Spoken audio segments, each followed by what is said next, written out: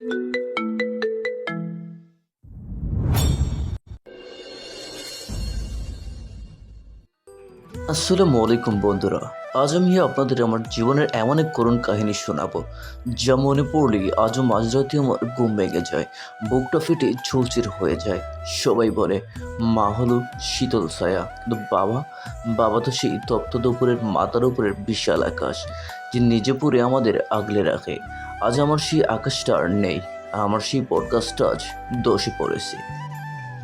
সেদিন ছিল ভাদ্র মাসের এক গুমোট দুপুর। আকাশে মেঘ ছিল, কিন্তু বৃষ্টি হচ্ছিল না।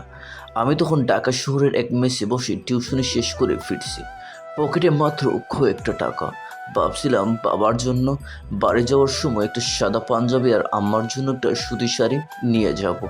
কতদিন হলো বাবা নতুন কোনো কাপড় পরে না। নিজের শার্টের হাতটা ছিঁড়ে গেছে, তাও সেলাই করে পরে। আবার আমাদের টাকার অভাব বুঝতে দেয় না। হঠাৎ ফোনের রিংটোনটা বেজে উঠলো। স্ক্রিনে তাকিয়ে দেখি ছোট বোন মিমির ফোন। ফোনটা ধরতে অপাশ থেকে কান্নার এমন একটা রোল আসলো যে আমার হাত পা যেন অবশ হয়ে গেল। মিমি শুধু চিৎকার করে বলছিল, ভাইয়া তুই কই, তাড়াতাড়ি আয় না ভাইয়া। বাবা আর কথা কয় না, বাবা উঠানে পইরা আছে। ও ভাইয়া তুই জলদি আয়। আমি কোনো মতে জিজ্ঞেস করলাম, মিমি কি হয়েছে, বাবার কি হয়েছে? কিন্তু ও আর কিছু বলতে পারলো না, শুধু কান্নার আওয়াজ। আমার মনে হলো পৃথিবীটা যেন আমার পায়ের নিচ থেকে সরে যাচ্ছে। আমি পাগলের মতো মেস থেকে বের হলাম। পকেটে টাকা নেই, ব্যাগে কাপড় নেওয়ার সময় নেই, শুধু একজোড়া স্যান্ডেল পায়ে দিয়ে বাস স্ট্যান্ডের দিকে দৌড়াতে লাগলাম। বাসে বসে আছি, কিন্তু মনে হচ্ছে বাসটা চলছে না, জ্যাম যেন শেষও হচ্ছে না।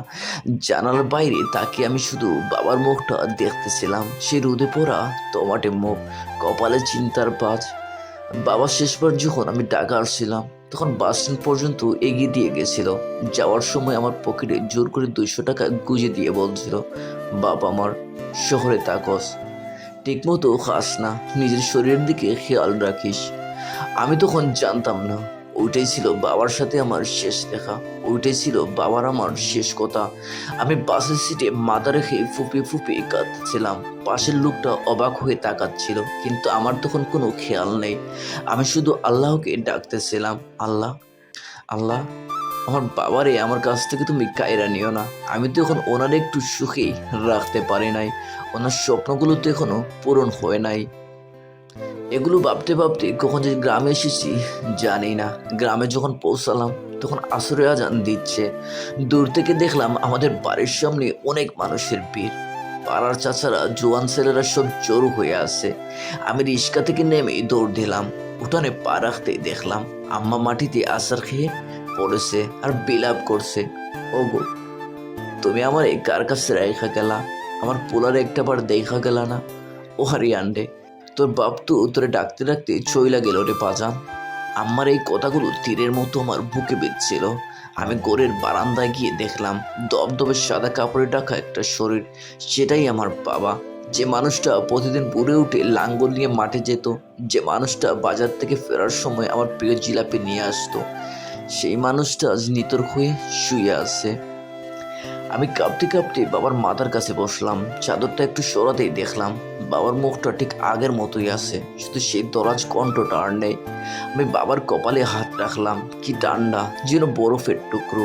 আমি চিৎকার করে ডাকলাম, বাবা, ও বাবা, আমি আসছি তো, তোমার আরিয়ান আসছে, ওঠো বাবা। এই দেখো তোমার জন্য পাঞ্জাবির টাকা জমাইছি, তোমার লোকে কত কথা বাকি আছে। কিন্তু বাবার সাড়া দিল না। বাবার সেই চোখ বন্ধ দুটো আর খুললো না।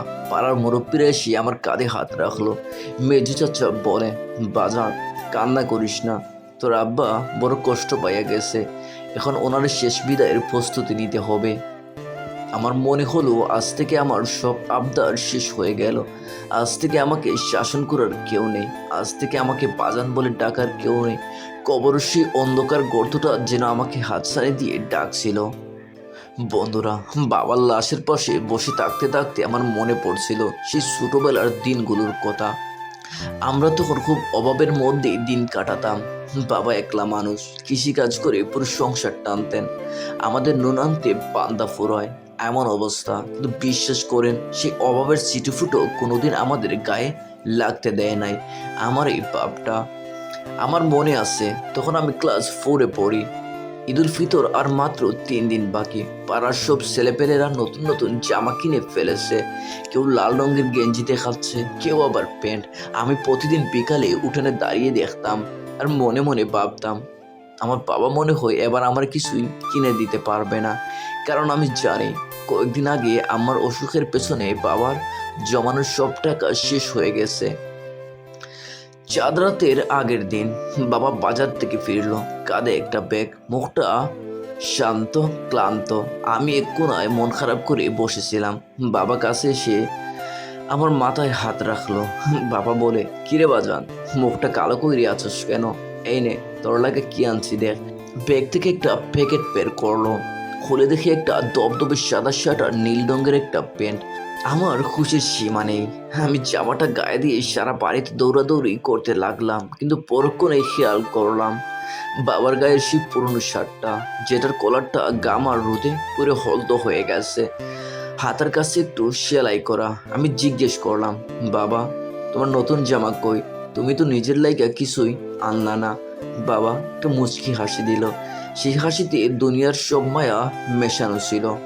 তখন বাবা বলে, আরে দূর পাগল, আমার তো পুরনো অনেকগুলো আছে। তুই নতুন জামা পইরা ঈদগাহে যাবি, লোকে বলবে আরিয়ানের বাপরে কত ভালোবাসে। ওটাই আমার আনন্দ। আমার নতুন জামা দিয়ে কি হবে রে বাপ?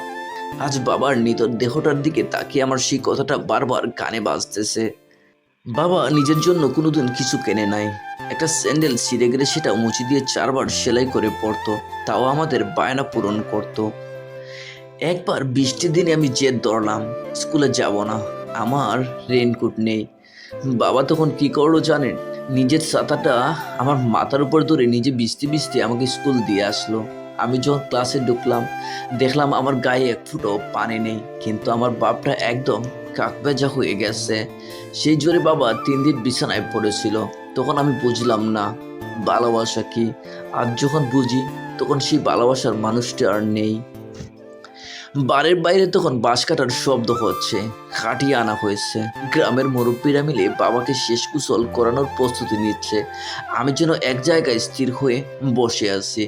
আমার মনে হচ্ছে এই তো একটু পরেই বাবা উঠে বসবে, বলবে, আরিয়ান, তুই ঢাকা থেকে কখন আসলি রে? তোর আম্মারে বল তোর জন্য ডিম বাজতে। কিন্তু কই, বাবা তো আর কথা কয় না। মেজু চাচা এসে আমার হাতে হাত ধরলো। চাচা বলেন, আরিয়ান রে, উঠ বাপ, সাহস কর, তোর বাপরে শেষবারের মতো বিদায় দিতে হবে না। ওনার শেষ গোসলটা তো তুই করাবি। আমি কাঁপতে কাঁপতে দাঁড়ালাম।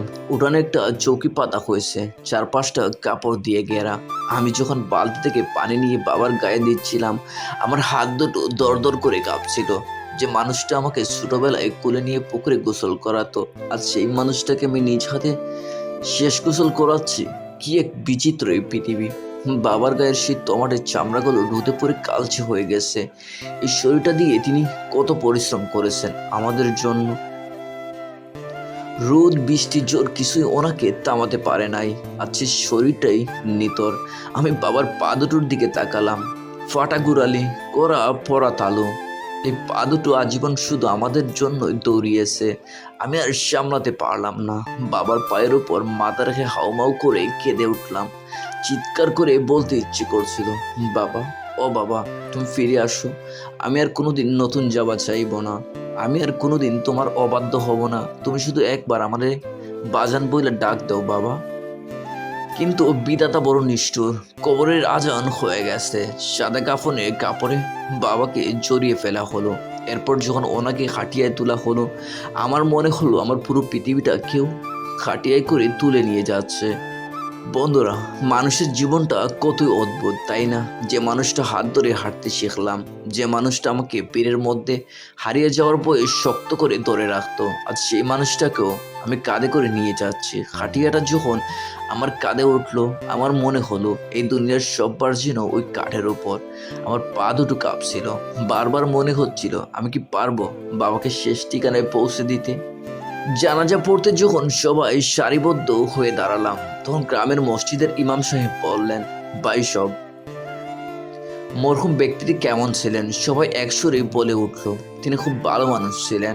আমার বুকটা ফেটে কান্না আসছিল। হ্যাঁ, বাবা শুধু ভালো না, তিনি ছিলেন একজন ফেরেশতা। যে মানুষটা নিজের ক্ষুধা চেপে ধরে রেখে আমাদের মুখে খাবার তুলে দিয়েছেন, তিনি ভালো না হয়ে পারেন না। জানাজা শেষ হলো, এবার যাওয়ার পালা। সে অন্ধকারে 3.5 হাত করে আমরা কবরের পাশে গিয়ে দাঁড়ালাম।